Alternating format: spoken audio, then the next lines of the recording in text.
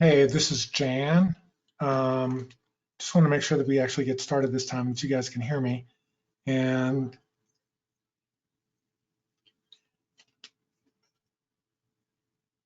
just give me a sec.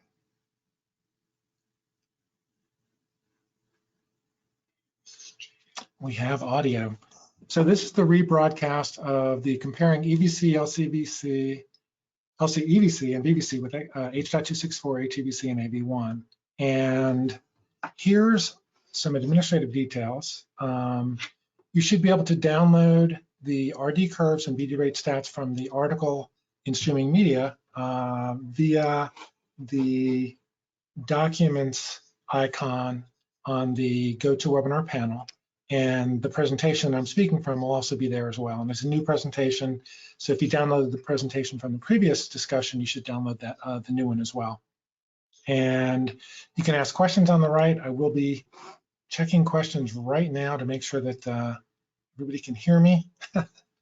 And probably won't get them, may not respond to them until we get to the end, but I will check them as they come in. And as an introduction, the main topic of this webinar was supposed to be results from this article in streaming media. And if you want to, and we're going to spend a lot of time discussing those results, but I went a lot further from those results and kind of tried to benchmark my assessment of how the codecs were going to perform and their progress to date, looking at the implementation side, not just the quality and performance side. So the if you want to look at the command strings, if you really want to focus on the deep level technical, you can get the command strings and all the test procedures in the article. I'm not going to duplicate those here. We had 5 test clips, and from a basic encoding perspective, we looked at QP-based encoding, which is typically done with first generation codecs, because a lot of times that's the only encoding technique that they support. And again, you can download the RD curves and BD rate stats in a separate document via the Documents tab on your right.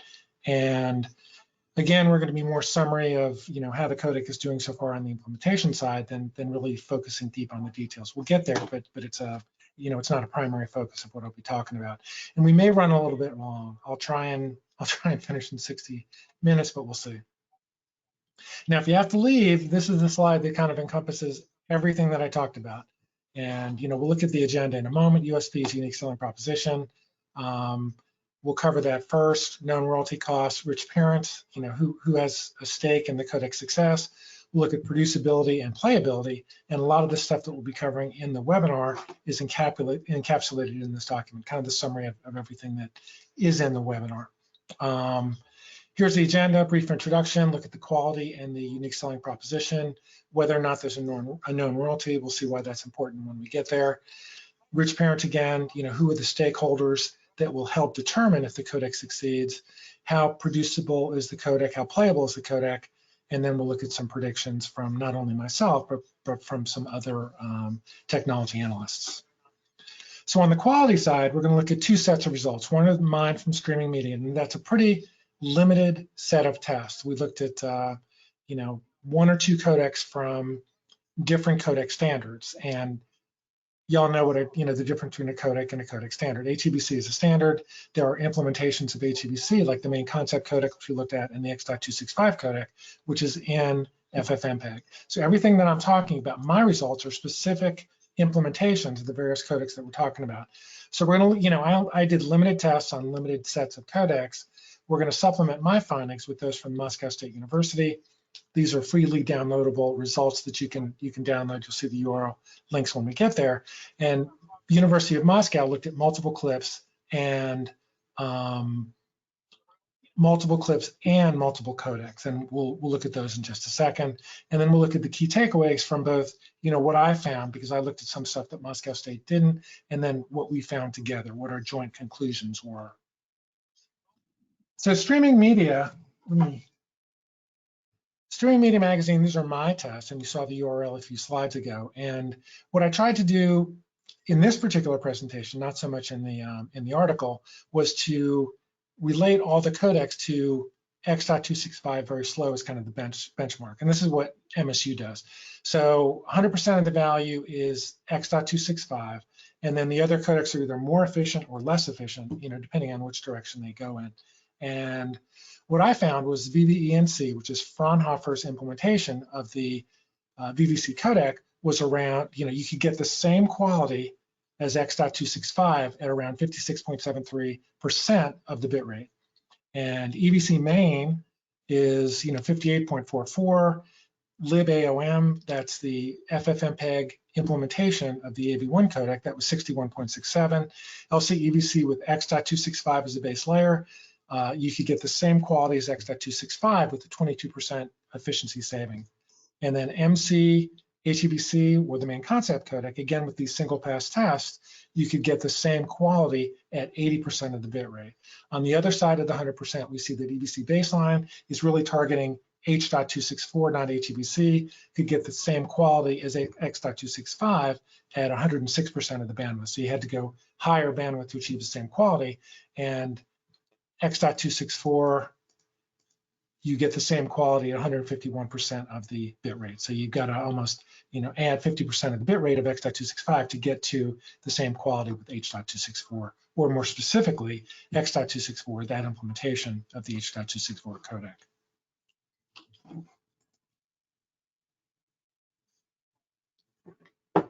Now again, Moscow State looked at multiple VVC codecs, multiple HEVC codecs, multiple AV1 codecs, and one VP9 and one H.264.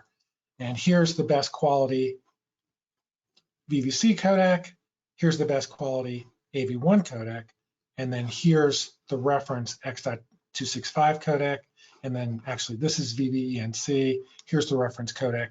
This is the Fraunhofer implementation. I found it about 45% more efficient than X.265. MSU didn't find it anywhere close. So these are the common data points versus X.265. And this line is my findings. This line is the MSU findings. And MSU didn't look at EVC main, EVC baseline, or LCEVC with any codec as a base layer. So the common takeaways were we both tested X.265 against multiple implementations of different codecs. We found that VVC was between 43 and 50% more efficient than X.265. We found that AV1, or the best implementation of AV1 that both of us tested, was around 38% more efficient than X.265. We found that other HEVC implementations were up to 26% more efficient than X.265. And then X.265 was between 35 and 51% more efficient than X.264. So in terms of the quality side, that's what we found. And other takeaways, again, what I looked at that MSU didn't look at, EVC main was very efficient. I found it to be very efficient in the early open source version, 42% more efficient than X.265. LCEVC is with X.265 as a base layer was 22% more efficient than X.265, and we'll look at both the encoding and the playback statistics in a moment. And then EVC baseline, again, that was competing with H.264 more than X.265. I found it to be 45% more efficient than X.264. So those are the quality sets that I found. Big caveat, the MSU and streaming media tests were BD rate computations that are based on 4 1080p files. Now, we don't distribute 4 1080p files, we distribute full encoding ladders. So to compute your true impact, I'm saying here that from a BD rate perspective, MSU found that the best VVC codec was 50% more efficient than X.265. So the question is, how much savings does that deliver to you? And I'm saying you can't look at the BD rate stats, you've got to look at a full encoding ladder, and you've got to look at your distribution of that encoding ladder. And here's some work I did with VNova on the LCEVC codec. And previous tests with LCEVC with X.264 as a base layer showed that BD rate statistics showed that the LCEVC codec was 42% more efficient than X.264 standalone. Now, what we did here is we applied these tests to full encoding ladders, as you see on the right.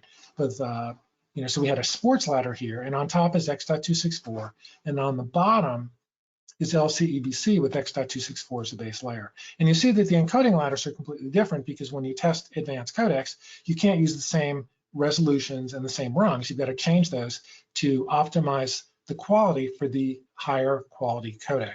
And that's what we did with LCEVC. Not only that, when we computed the bandwidth savings, we looked at actual distribution stats, and these were given to us by some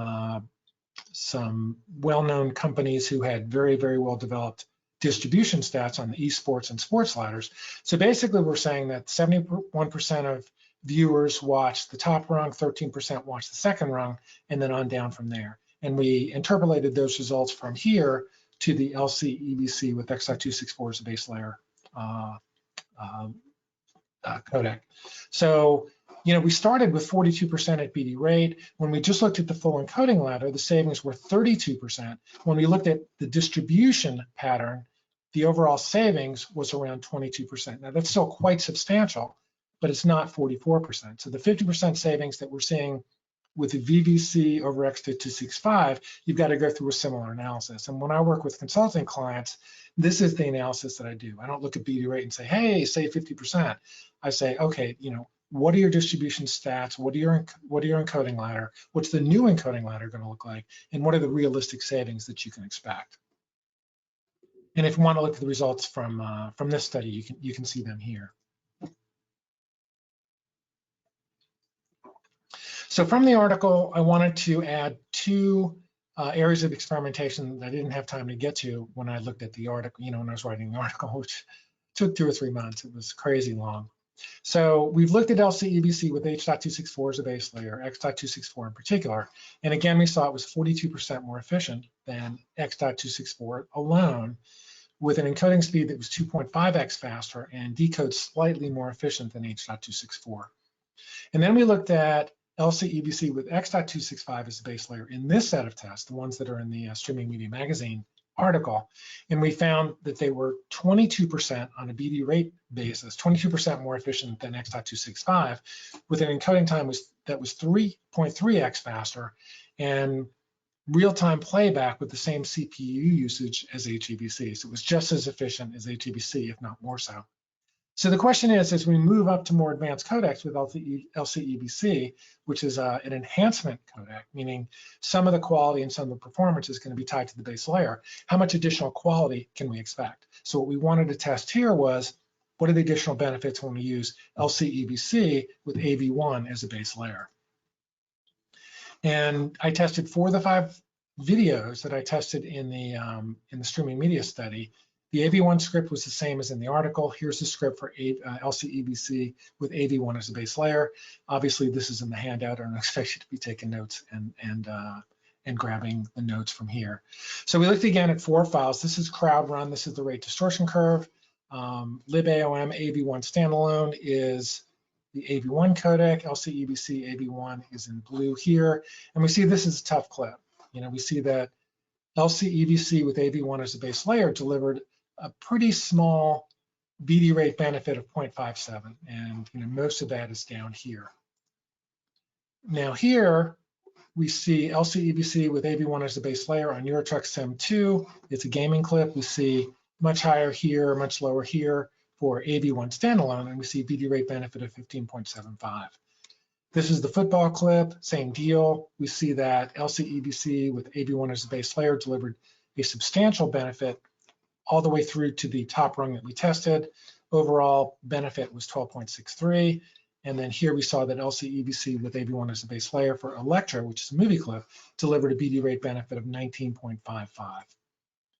So, these are the 2 questions we saw before. With LCEVC with AV1 as a base layer was on the 4 clips that we tested, overall it was 12.4% more efficient than AV1 as standalone. So it went from 44 to 22 to 12, still quite substantial. The encoding speed, however, was 4x faster than AV1. Now AV1's gotten a lot faster, but it still lags certainly H.264 and VP9 at this point. If you use AV1 with, or you use LCEVC with AV1 as a base layer, you get 4x the encoding speed. And what I did here, LCEVC throttles playback frame rate so they don't waste battery life on mobile devices. So you can't look at frame rate alone, which is what I did in the study. You'll see what I'm talking about in a moment. But we, on the same computer, we played AV1 decode, and this is the CPU cycles that were used. And then we played LCEVC with AV1 as a base layer, and we see much lower CPU utilization and many fewer utilization spikes. So it's safe to say that LCEVC with AV1 as the base layer is more efficient and less spiky on the playback side than AV1 decode alone. So those are results of those tests. Still seeing substantial benefits from LCEVC, even as you move to advanced codecs like AV1. Next time out, we'll test LCEVC with VVC as a base layer, not to stress out the VNova developers.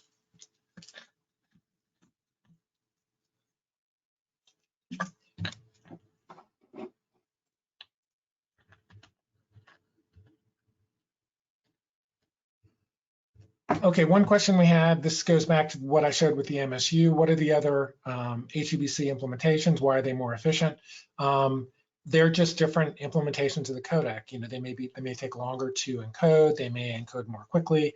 You know, again, HEVC is a standard. A lot of companies are going to implement different versions of that codec, and they will focus on different characteristics.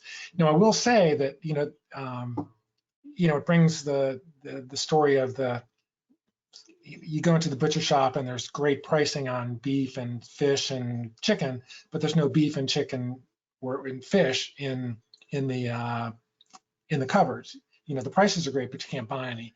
And the MSU tests are like that. So a lot of those codecs are internal codecs that you can't get access to. So for example, the ByteDance codec is a codec that's only used by ByteDance and TikTok. The Tencent codec is only available if you encode using the Tencent cloud encoding platform. So all that glitters is not gold in the MSU comparisons. You know, all the numbers are accurate, but you may not be able to get that codec. I know you can get the MSU codec. I know you can get the Fraunhofer codec. It's just different codecs are going to have different quality and different encoding time characteristics. And we're looking at that here with the main concept in 2-pass VBR mode.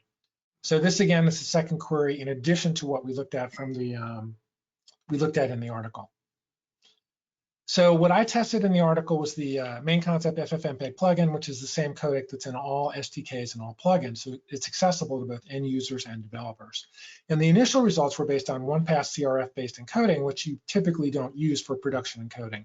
And the benefits, you know, the second level of testing I wanted to run was to see how much of those benefits were delivered for 2-pass encoding if you use 2-pass VBR-based encoding.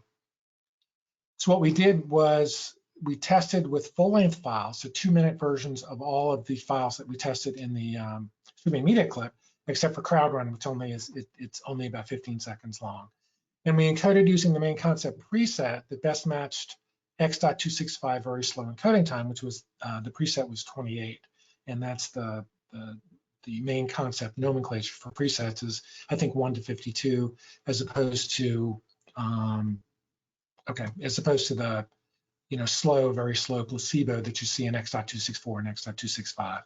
And then we measured VMAF, which is what we use for the streaming media comparisons, and low frame VMAF, which measures, the lowest frame value for VMAF of any frame in the video file. And that's a measure of the potential for transient quality problems. You'll see what I mean there in a second.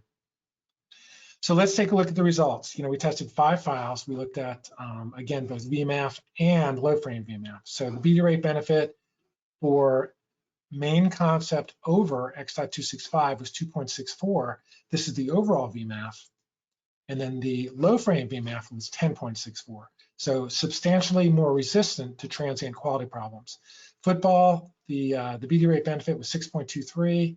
The BD rate benefit for low frame VMAF, how much more resistant it was for to avoid transient problems, was around 14.78. Elektra, the movie clip, overall BD rate benefit was 15.8. Low frame VMAF benefit was 22.38. So what we saw was that the main concept in single pass was around 20% more efficient. In 2-pass, it was 4.34% more efficient on a BD rate perspective, and the low frame quality boost was 8.71. Let me show you what that means. So this is the results plot from the Moscow State University Video Quality Measurement Tool. It's a tool I use quite frequently. And what this is showing us is the frame values for the 2 files, the football files, encoded at around 1900 kilobits per second. These are part of the BD rate stats that we computed. And red is main concept, green is x.265. So what we're seeing are the individual frame score values over the duration of the file.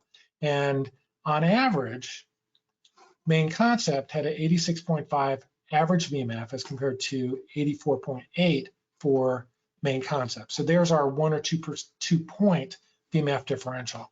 But from a low frame perspective, we see main concept had a low frame minimum of 75.7 as compared to x.265, which is 69.4. So not only do you see lower downward spikes, which means potentially visible quality degradation, you also see many more spikes in the x.265 clip. So we talk about low frame as if it's just another number, but really it can dramatically impact the quality of experience of your viewers. And these are all negative regions that may be apparent to somebody viewing in real time. So what we saw with the main concept 2-pass encode, it was slightly better overall quality, significantly better low frame quality, significantly fewer quality variations like the ones you're seeing here. So overall, meaningfully better quality of experience. So we're seeing solid benefits at 1080p. You know, what we found from some of the past Moscow State University studies was that main concept's true strands come out at 8 and 10-bit 4K, and we'll be adding those types of tests the next time we test these codecs for streaming media. Okay.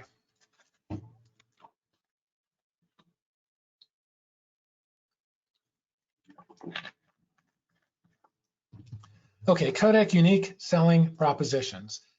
A lot of times quality improvements may not be enough to trigger adoption. So you have to look at what the other unique selling propositions each codec offers. And we're going to look at that for EVC, which is proven HDR. VVC is AR and VR features that are unique to the codec, and the LCEVC is green from an encoding perspective, meaning it's a whole lot less complex than VVC and LCEVC main, and it's very efficient software-only playback. And we'll look at all three of those right now.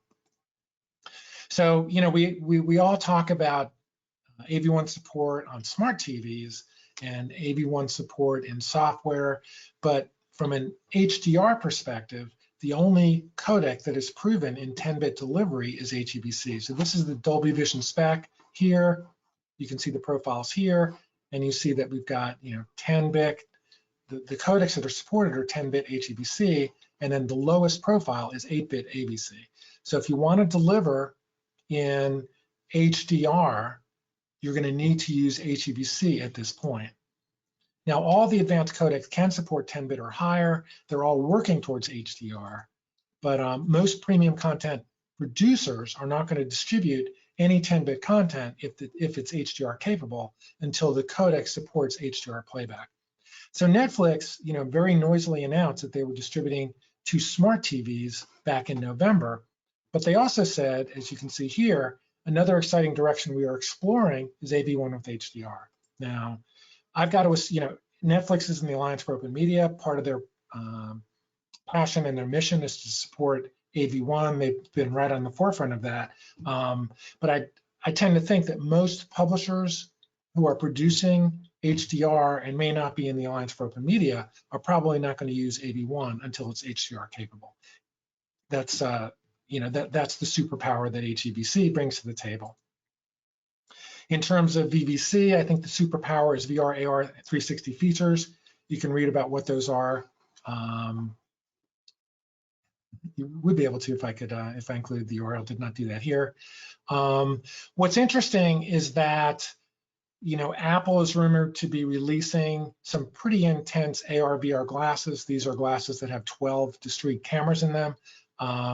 Apple is a VVC patent owner and recently bought some more VVC patents, and the speculation is they were buying those because they wanted the technology to include in these glasses. Now, I haven't looked at these features. It's a bit beyond what we looked at in the streaming media study, but these features, if they are meaningful to AR, VR, could deliver a significant initial advantage for VVC in these markets. And then in terms of LCEVC, you know, again, it's a green codec. It's much more efficient to encode with VVC than VVC and LCEVC main, and we'll see what that looks like in the encode side. There's a lot of companies talking about codecs need to be green, so much power wasted on encoding. We're going to look at some encoding stats in a moment. They're not quite as bad as they've been held out to be, but if you want to really be efficient on the encode side, LCEVC is your best way to do it, in one implementation decision. On the playback side, it's also the only software codec, meaning plays at full frame rate with low battery usage of the 3 new MPEG codecs, meaning VVC, EVC, and LCEVC. LCEVC is the only one that can play back in software, in my opinion. We'll look at some contrary opinions to that in a moment. So that's the quality USP side. Now let's look at the royalty side. So royalties are an accepted cost of video codecs. Most of them are paid by the hardware and software implementers, not content producers. And it's known that a known royalty cost will promote adoption. The best examples are MPEG 2 and H.264, where nobody complained about the royalty rate, whether it was for hardware, software, or content. It's also relatively clear that royalty uncertainty detracts from codec deployment. And we saw that hugely with HEVC, where a lot of publishers wouldn't touch it because HEVC Advanced came out and wanted 0.05% of your content, which really in a lot of people's views helped spawn the Alliance for Open Media. And we saw the same thing with AV1. When AV1 came out in 2017, Joe Inzerillo, who was then with BAMTech, which got bought by Disney, he's now with SiriusXM, said serious companies shouldn't waste time with a free technology that ultimately is unproven legally. And then the Sintel patent pool came out. A recent post on LinkedIn, Robert J.L. Moore said, I think it's telling that AO Media doesn't indemnify AV1 implementers against patent liability. If they really thought they had secured the rights, they would offer implementers indemnity. And they didn't do that for AV1. They didn't do that for VP9. So I think this type of patent uncertainty is hurting the implementation of some of these new codecs. So what do we know? HEVC, we've got a known royalty structure. It's not very popular, but we knew what it is. 3 different royalty pools. The royalty is on encode decode. It's a per unit royalty with an annual cap. VP9, again, there's a Sintel pool. This is, the pool is disputed by Google, but there's a decoder royalty, and that's a per unit royalty with no royalty on content, no cap, everything's negotiated. Same deal with AV1, Sintel has a patent pool. The Alliance for Open Media says the patent pool is not applicable, and the structure of the royalty is the same. And then with VVC, we have 2 patent pools. We'll look at what those look like in a second. Encoder, decoder royalty, per unit royalty, and then there's an annual cap. LCEVC is very unique. It's a content royalty on the publisher, and their view was, the publisher's getting the benefit of the lower bandwidth costs. They should pay the royalty. Why force decoder vendors and hardware, encoder vendors to pay the royalty when they're just supplying a service to the publishers who want to either encode or deploy the codec? And then EVC, there was a 2-year window in the EVC documentation. That's up, I think, in June 2022. So I'm guessing we'll see a royalty structure in place then, but we don't know what it looks like now. Key takeaways for me are, I think the uncertainty as to the royalty structure, the Alliance for Open Media and Google not settling the Sintel pools one way or the other creates uncertainty that is slowing deployment in the market. Certainly we saw that with, I think, both of the codecs. LCEVC, publishers paying the royalty, I think that allows implementers to have an affordable workaround if the codec doesn't get infrastructure support in browsers. We'll look at what that looks like in a moment. And then EVC, the lack of a royalty policy is probably slowing potential adoption at this point. I looked at this 2-year window as, hey, worst case, we'll get it done by then. And it looks like the implementers of VVC are saying, we'll get it done by then. We're not going to get it done before. So VVC, what's the known royalty cost? This is Access Advance. We see 4 different categories of royalty with 4 different royalty caps and an overall royalty cap here. Access Advance has pools for VVC and HEVC, and they have a multi-codec bridging agreement that supposedly, and I'm not doubting it, this is from the press release, provides an effective 45% discount if you license both technologies from them, HEVC and VVC. And then the pool, I've spoken to the president of the pool. He's amenable to working with companies who want to distribute the codec for free, but it's going to be done on a deal-by-deal basis. And I bring that up because here's the MPEG LA structure, much less expensive royalty, 100K de minimis exception. If you're not going to distribute 100K decoders or encoders, you don't owe any royalty at all. To MPEG LA, there's no de minimis exception for Access Advanced. And we see a different royalty structure for free software and for hardware and paid software and hardware. And then here's an article I wrote that kind of tells you more about both of those pool structures.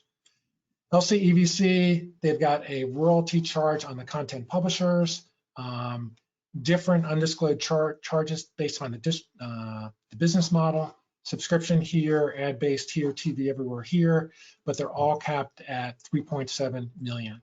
So the key benefit of this is, if a publisher wants to use it, they don't need to wait for browser support because they can, we'll talk about how to implement that in a moment, but because the royalty is very, pretty small for a major publisher, you can decide to use it and you don't have to go to 2 patent pools to potentially have up to a, I guess a $38 million cap. You can just negotiate with Vinova and come up with a more efficient cap that's applicable to your actual distribution statistics.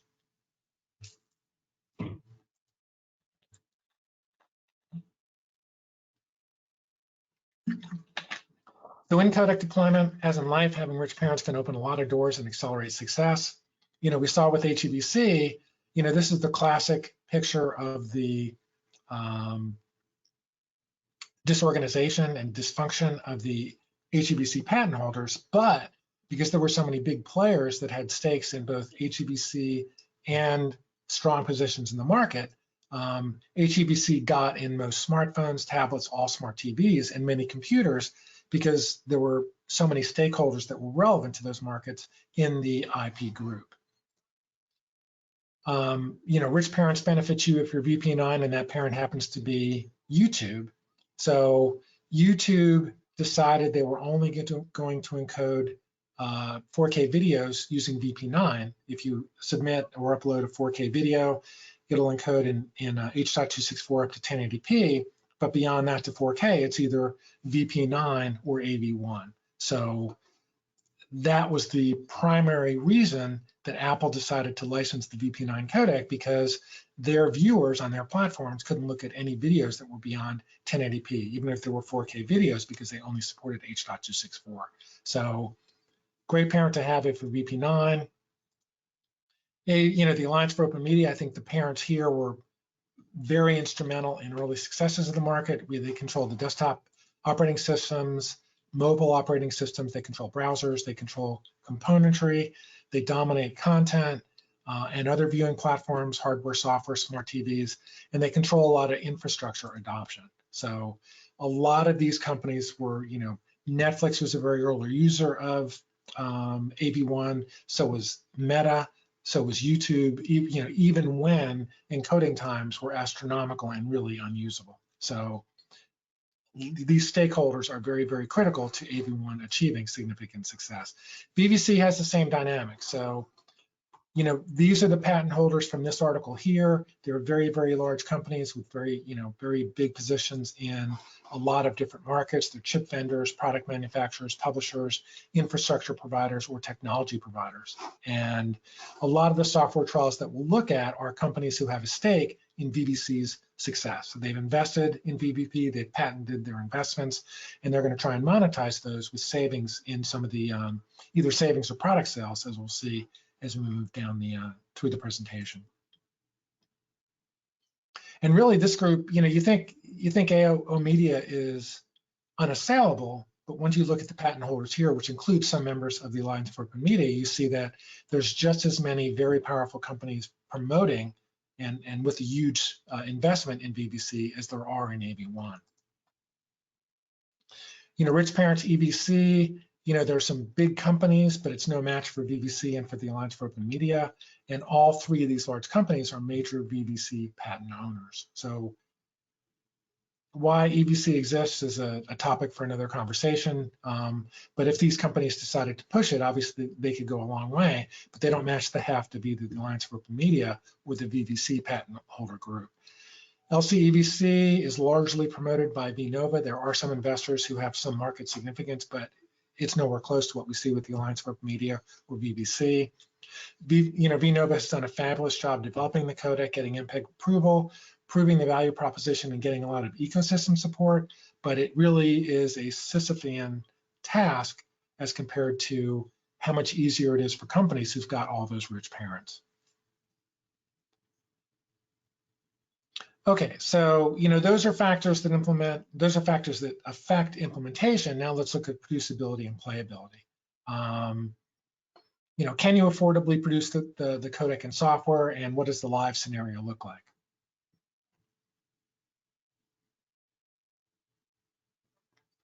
So in order to use a codec, encoding must be accessible and affordable. And when AV1 came out, I mentioned this a few moments ago, it really was unproducible from any perspective. I mean, I measured for streaming media, the times real-time encoding time, how many times more than real-time the encoding time was 45,000 more than real-time. And that was, orders of magnitude larger than X.265, VP9, or X.264.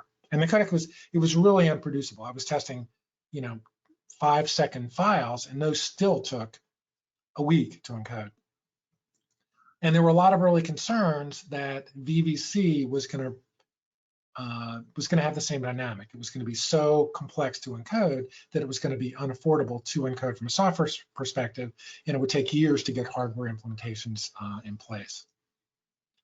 So here's what I found, and this is the encoding station that I tested on. It's a pretty mellow machine from a performance standpoint. I think it's from 2014, 2015.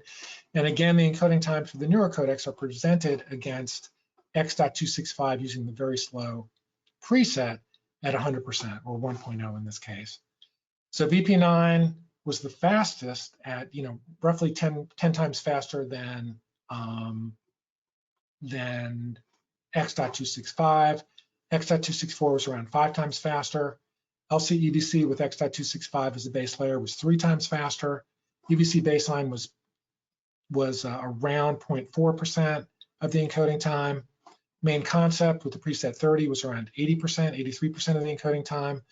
LibAOM went from 45,000 real time to pretty much the same encoding time as X.265. So all that complexity we were worried about 2 or 3 years ago has totally gone away.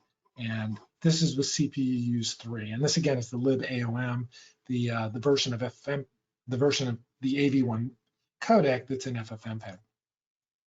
VVC was 2x the encoding time of X.265. Again, this is the Fraunhofer implementation. Very impressive results there. And even at 8x or 7.8 for EVC main, I thought that was quite impressive for software that was still wet behind the ears. I think it had been uploaded maybe 2 or 3 weeks before I tested it. So a lot of the complexity concerns that we saw on the encode side have really gone away at this point. What about hardware? Hardware is necessary for live or very efficient VOD encoding. We saw in 2022, we saw the first live hardware encoding now shipping. So NetEnt announced last year in the April-May timeframe or March-April timeframe, that product is just shipping now. We're also seeing WebRTC with AV1 becoming a reality. Cisco, Vision ULR, a couple other companies are saying they can encode it real-time in software within the context of a WebRTC-based application. I'm also, given the encoding dynamic that we saw a few moments ago, where encoding times dropped from 45,000 times real-time to probably 10 or 15, I expect cloud encoding times to drop from 50 or 25 times H.264 to around the same as HEVC. I'm also expecting inexpensive hardware encoders for VOD encoding to come out from companies like Xilinx, which is now AMD. So I think the hardware encoding picture for both live and VOD encoding is going to change dramatically in 2022 and 2023 for the AV1 codec. VVC, ATEM announced the first live VVC encoder, I think it was last year. Who they're creating the live streams for, where they're watching them, is a big mystery, but I'm sure the product is available, even if it's not available at scale. LCEVC, there's a lot of different ways to encode for both live and VOD encoding at this point, including these companies. The links to those companies are in the downloadable PDF file. EVC, nothing to report beyond the open source software, which I found excellent, but nowhere near real time. So what about hardware encoding for these codecs? With H.264, HEVC is your best alternative at this point. Not only do you get a lot of different alternatives for live, you get live with HDR, which you don't get with any of the other technologies. VP9, I think live is always going to be a fringe application. VP9 doesn't do well with single pass, and it's very, very inefficient from a live perspective. Twitch is using a VP9 live encoder from Xilinx, FPGA based, but that's the only one that I'm aware of. AV1, I think we'll see some WebRTC implementations in 2022. I'll be doing a study on those starting in the next couple of weeks. VVC, I think we'll see some loud trials, some big announcements, but I don't think it's going to be commercially usable or commercially relevant until the 24-25 timeframe.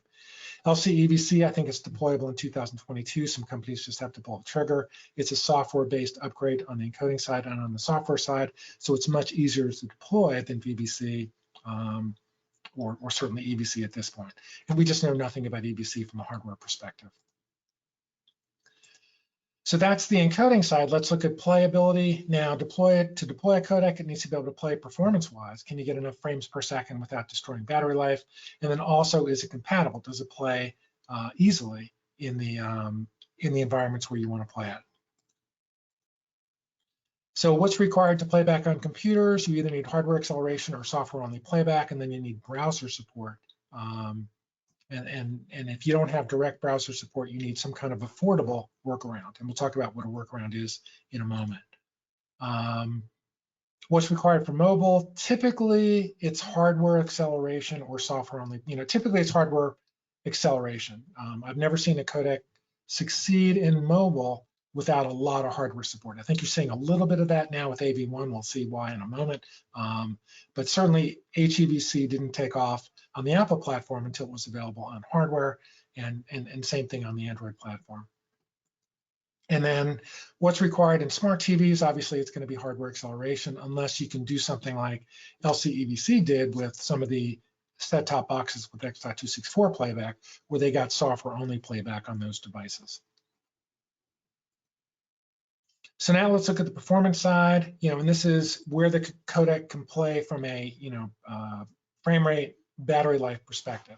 Same device as the encoding station, and these are the frames per second achieved. This is H.264, 642 frames per second. VP9 was 621. H.265 was 388. AV1 was 357. LCEVC was at 147, but as I mentioned, LCEVC throttles playback, so it doesn't go for the full frame rate because it doesn't want to consume too much battery life. So the statistics we saw way back, 10 or 15 minutes ago, basically are better illustrative of how LCEVC performs. So it at least gets 30 frames per second real-time playback, and it's going to be more efficient than the base layer codec. And then VVC decode, this is the Fraunhofer implementation of the VVC codec. I got 39 frames per second. EVC baseline, this is the open source EVC implementation. That's 59 frames per second, and EVC main was 18 frames per second. So from my perspective, I would say that these codecs are software only, meaning you can implement them without getting full frame rate on low power devices without destroying battery life in software, while these codecs are going to require hardware, not for stakeholder companies to deploy it, but for third-party publishers who don't own VVC IP. Bringing that up, we see some pretty impressive trials from VVC stakeholders. So this is Quay, and they own a video service, and these are playback on the Android platform with 1 thread, 2 threads, 4 threads, and we're seeing pretty significant rates. We're seeing 97 frames per second, and I believe that's on their portrait mode. So that's going to be 720 by 1280, and that's relevant to them because that's what their video service is supporting. ByteDance is TikTok, and these are the performance they're seeing with software playback on the iPhone 13 with both GPU and CPU. Both of those go far beyond what I saw on my computer. What does this mean? Their players could be much more efficient than what we saw with Fraunhofer. But again, normally early implementers are going to require hardware support. I think, as we saw with AV1, where Netflix came out with support, Meta came out with support, Meta is Facebook, and YouTube came out with support long before the codec was ready. I think we're probably going to see the same thing here. But again, you can't deny these numbers. These are, I'm sure they're true performance capabilities, and it'll be interesting to see what shakes out with VVC on the software playback side. So that's the performance side, performance and battery life. This is the compatibility side. And Can I Use is a website, you'll see the URL in a second, that shows compatibility percentage. So you go to Can I Use and you search for the codec, and these are the results for the AV1 codec. And what we see with VVC is, though VVC came out in 2013, it still only plays on about 19.65% of browsers, and most of those are Apple. So, we talked about rich parents. This is Mozilla, Google, and Microsoft not supporting HEVC playback in their browsers, even if playback is supported in hardware on the device, and it wouldn't cost them anything to support playback within their browsers. And that's why, that's why I don't see HEVC ever being significant for browser-based playback. And I don't see anything that convinces me it's going to be any different for VVC, LCEVC, EVC baseline, or EVC main. I don't think they'll ever be supported in Alliance for Open Media browsers. Now, there are workarounds for both HEVC and for LCEVC. That this should be a yes, and we'll cover what those are, I think right now. So what's the workaround for LCEVC? With LCEVC, you can choose a compatible encoder. We looked at the encoder that were compatible a few moments ago. You can choose a compatible player. So if you use XO Player from Android, that supports LCEVC playback. Same thing with the other players shown, HLS.js, Shaka Player, Video.js, I think Theo Player as well.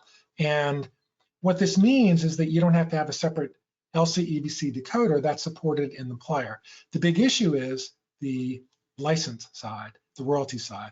And you can contact VNova and negotiate a license because A, it's one company, and B, we know the maximum royalty is 3.7 million. So if you're a publisher, you want to use LCEVC, you can affordably do that.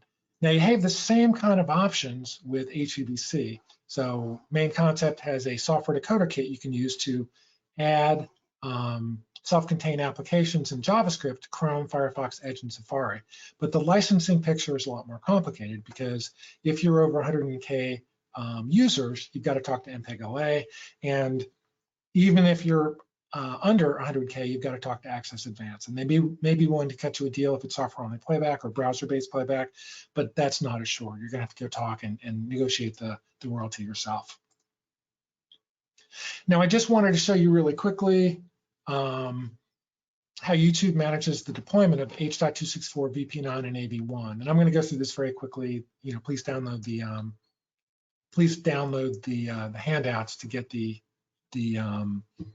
information to look through in more detail. So I wanted to see, where were the breakdowns for YouTube when they were choosing a codec. So they used AV1 for multiple million view counts. So if you look at all these videos, and these are from music videos and others, most of them were over, the number that sticks in my head is around 5.5 million.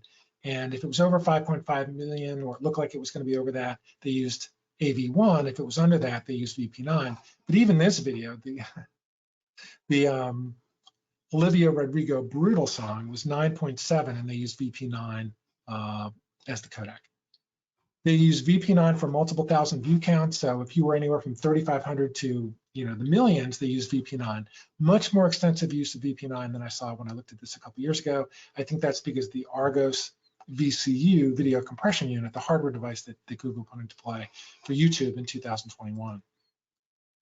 And more examples, VP9, AV1, You're seeing some AV1 use here because these are game videos that are long tail. You might expect them to grow into million view counts.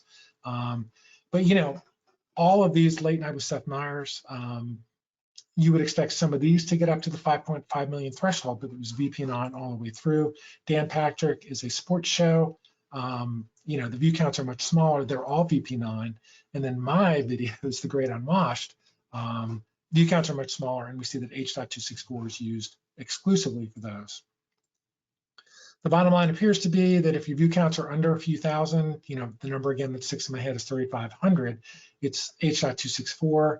View counts reaching into the mid 5 figures, say over 3,000, consider VP9, especially if you've got cheap hardware that can encode VP9. But we looked at VP9 encoding a few moments ago, and it was very, very efficient. It was the most efficient codec of any that we looked at least for single pass encoding. So you don't need hardware to do it efficiently.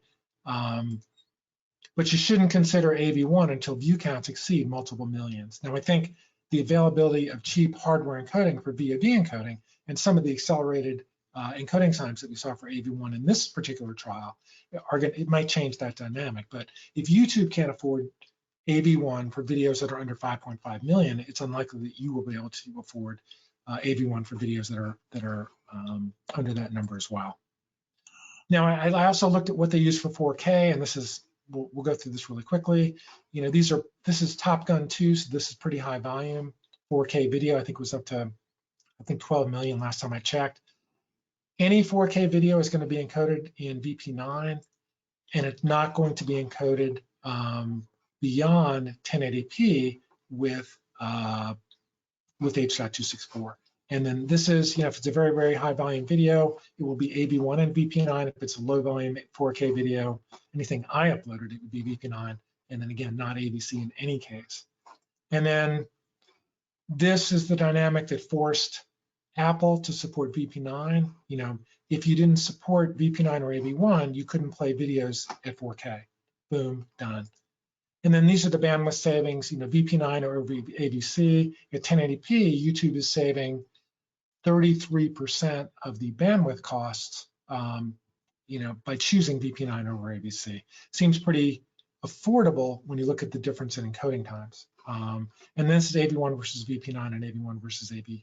You know, AV1 versus AVC, YouTube is shaving 47% of the bandwidth on 1080p files, which is, you know, pretty much in line with what we saw. I'd have to go back and check, but it, you know, pretty substantial, close to what we saw way back when we started looking at the quality side. So what does this all mean from a hardware deployment standpoint? And this is hardware. We're going to look at hardware for both mobile and for smart TVs. So spec is finalized, you know, 0 date. Chip vendors start development, and you see hardware develop right around the end of year 1. Consumer products start developing then.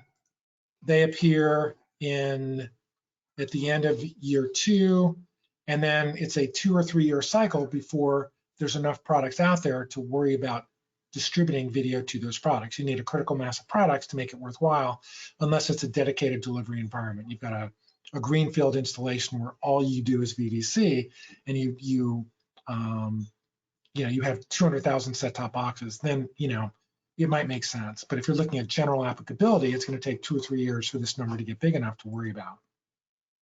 So it's a 4 or 5 year cycle from finalization to where independent publishers would consider distributing to it, because there are sufficient devices out there with hardware to support playback. So looking at the mobile side, these are the chip developers, and all the data is from Wikipedia. Please excuse me if I confuse some of these. You know, we're looking at both TV and mobile here. Interesting that Qualcomm, I guess 2 weeks ago, announced that they were going to support AV1 decode, but they're not supporting VVC in the latest generation of Snapdragon. And this was the biggest surprise for me, that there was no planned hardware for mobile support in VVC that I could find either in any of the implementation documents that were from the VVC standardization people or Wikipedia. VP9 mobile deployments, you know, Apple added support for VP9 in August 2020. We saw why a moment ago. Google added Android support in version 4.4 way long time ago. Netflix started delivering downloads in VP9 in December 2016. I think that was supplanted by AV1 in the 2018-2019 timeframe. Bottom line is, if you want to deploy VP9 to mobile devices, you're in good shape. HEVC, AO Media founding member Apple has full support for HEVC in hardware and software. And of the 20% of software we saw for the 20% support we saw for HEVC in the browser, almost all of that is Apple, which is just remarkable that they're a founding member of AV1, of the Alliance for Open Media. On the Android side, most US and European phones and tablets have HEVC hardware. These are the expensive Android phones, maybe different in third world countries.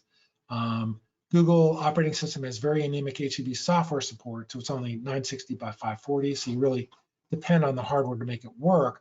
But even worse, there's no support for HEVC playback in the Google browser, which makes it pretty much unusable for browser-based playback.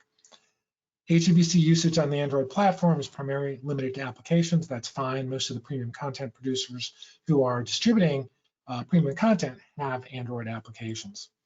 And that's why HEVC is the format of choice for premium content to mobile at this point. That's the sense that I get. AV1 mobile deployments. Once again, AOM Media founding member Apple has no hardware or software support for AV1, another remarkable statistic.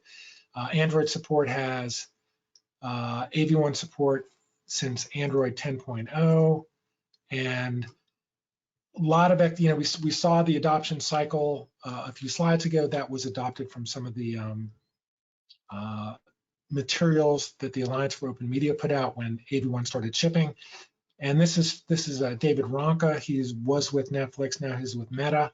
He was speaking with my colleague John Porterfield on YouTube, and he said, yeah, we expected chips for HEVC decode for Android phones in hardware in 2022, but those have slipped to 2026, 2027, which sounds very pessimistic, but he probably knows better than I do.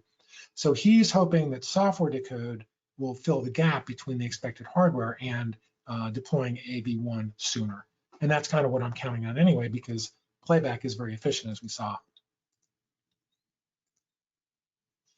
And then Netflix has been distributing AV1 to Android, and this is not only for download, this is for streaming since February 2020. We'll read about that here.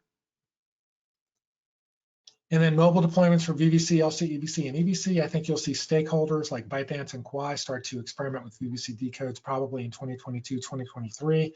But I think most other publishers will wait until hardware support is available.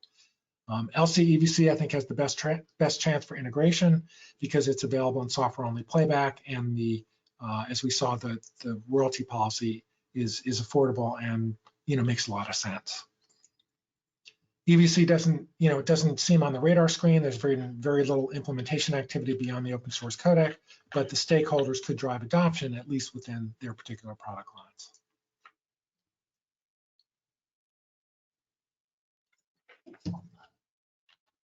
Okay, probably about another 10 minutes max. So smart TVs, what's the hardware side look like here? We see full support for HEVC in most TVs that are out there. This is an installed base of almost all publishers with premium content are going after at this point. We see good support for VP9 and AV1, but again, there's no HDR support with dynamic metadata, no Dolby Vision, no HDR10. Or 10 plus. So I think HEVC is the format of choice for HDR contribution or distribution at this time. We see a little bit of support for VVC from Elektra and MediaTek, but again, this is less than what I expected to see given the rich parents that VVC enjoys. And we see nothing from LCEVC on the hardware side. That's fine, they don't need it, but nothing from EVC for either the main or the baseline profile. AV1 smart TVs, AV1 first draft international spec was April of 2018. Chip vendors, chips available, consumer products available, critical mass. This is the projections. What do we know? First shipping smart TVs with AV1 were right on time in May 2020, and Netflix launched 2 smart TVs, AV1, in November 21. So, if you looked at this as, 4/22 being the critical date, then, it's been more than that. Feels to me that we're like 12 months behind. I think maybe the 4-year cycle is really a 5-year cycle, because this clump of TVs really needs to be out here for independent developers to go after it. But certainly AV1 is on the radar screen. It's going to be in pretty much every smart TV that gets out there over the next few years. And it's just a question of it hitting the installed, sufficient numbers on the installed base side. What about VVC? VVC was final in July 2020, same schedule. What have we seen? MediaTek announced the first VVC chipset here, and we saw a VVC TV prototype at CES January 2021 or 2022 ahead of schedule. Still, it feels like VVC, we saw very little chip support for VVC for mobile TVs or, mobile devices, or for smart TVs or mobile devices. Feels like we're 12 to 24 months behind. I really wouldn't see a lot of deployment of VVC for independent publishers, non-VVC stakeholders until the 2025 timeframe. EVC, same schedule. We started, at first draft international spec here. Given, if these things started to happen, we might expect critical mass here or here, and we're just not seeing anything happening on the EVC hardware side. We don't have a royalty structure yet, so hard to predict when that's going to be relevant. Some other factors, VVC and LCEVC were included in the Brazil's TV 3.0 specification. That's pretty significant from, that means that all TVs that are shipped in Brazil are going to have to support both VVC and LCEVC as they advance in codec. And then VVC was added to the DVB tuner specification. This is very recent. And what's interesting is that, DVB isn't just a European spec. It affects any blue area here, which is Australia, Africa, regions in South America, and, all of Russia and parts of countries in here as well. So the DVB addition of VVC is a very, very significant addition. They're also looking at ABS3, and then they're going to evaluate AV1. So I thought they had decided to implement AV1, but it looks like they're just evaluating it at this point. Timing of mainstream adoption. Let me get to this in a moment. And then these are third-party predictions. This is from Bitmovin, and this is the Bitmovin Video Developer Report. Which codec do you plan to support in 2020? And so this is in addition to the codecs that are already supporting, and we're seeing some pretty significant numbers for for VVC. So, okay, I'm gonna put my glasses on here. So we're seeing, too small here. VVC is around 20, AV1 is 22, and HEVC is still in the lead at around 23%.